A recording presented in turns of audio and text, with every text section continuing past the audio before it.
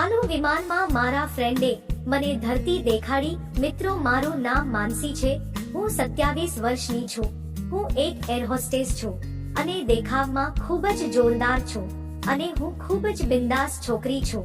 હું જેટલી જમીન ઉપર નથી રહેતી તેનાથી વધારે મારે આકાશમાં રહીને સમય ગુજારવો પડતો હોય છે.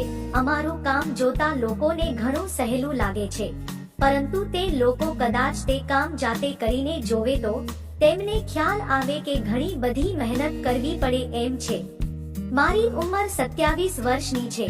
મને લાગે છે કે મારી અડધી યુવાની તો કામ કરવામાં જતી રહી હતી, પણ મને નહોતી ખબર કે મારા જીવનમાં પણ એક એવો સમય આવશે અને હું ચાલુ વિમાનમાં આનંદ લઈ શકીશ. મને હજુ પણ તે દિવસે યાદ છે જ્યારે હું સવારે 10 વાગ્યે વિમાનમાં ચડી, જ્યારે હું બધાને ખાવાનું આપવા આવતી હતી. તે એક એવો દિવસ હતો જ્યારે વિમાનની અંદર ખૂબ જ ઓછા મુસાફરો આવેલા હતા. હું ધીમે ધીમે બધાને ખાવાનું આપી રહી હતી જ્યારે ત્યાં પાછળની સીટ પર એક છોકરો બેઠેલો હતો. તેની ઉંમર 25 વર્ષની હશે. થોડાક સમય બાદ હું તેમની પાસે પહોંચી. તેમણે મારા હાથમાંથી ખાવાનું લીધું અને હસીને મારી સાથે વાત કરવા લાગ્યો. મને પણ તેમની સાથે વાત કરીને ઘણો આનંદ થયો. ત્યારબાદ તે મારી પાસે આવ્યા અને કહ્યું કે તમે ખૂબ જ સુંદર લાગો છો. તે સાંભળીને શરમાઈને મેં મારું મોં નીચું કરી નાખ્યું. ત્યારબાદ પણ તેને મારા વખાણ કરવાના ચાલુ રાખ્યા. થોડા સમય બાદ મેં તેમને કહ્યું કે મારે હજુ પણ થોડું કામ છે, એટલે હું પછી વાત કરું. તેને જવાબમાં મને કહી દીધું કે હું તમારી રાહ જોઈશ. આ સાંભળતાની સાથે મને આપણાપણનો અહેસાસ થયો. મારે આજે એટલું બધું કામ નહોતું, જેના કારણે મેં તેમને મારા કેબિનમાં આવવા કહ્યું.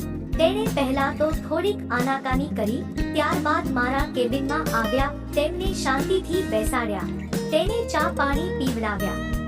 ત્યારબાદ તરત જ તેમને મને પૂછ્યું લીધું કે તમને હું ગમું છું.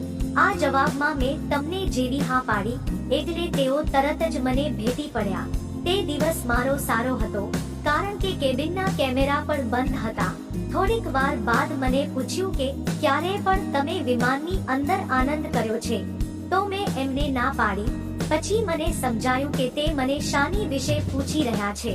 પછી અમે બંને વિમાનના એક ખૂણામાં પાસે જઈને બેઠા અને ત્યારબાદ અમે ત્યાંથી 2 કલાક સુધી એણે નીચે પૃથ્વી દેખાડી, આખી દુનિયા દેખાડી. જિંદગીનો ખરેખર ખૂબ જ સરસ દિવસ હતો.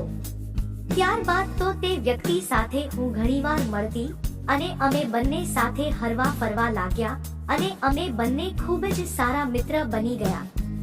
તો મિત્ર, વિડિયો પસંદ આવ્યો હોય તો વિડિયોને લાઈક અને ચેનલને સબસ્ક્રાઇબ જરૂર કરજો. ફરી મળશું એક નવા વિડિયોમાં. ત્યાં સુધી આવજો.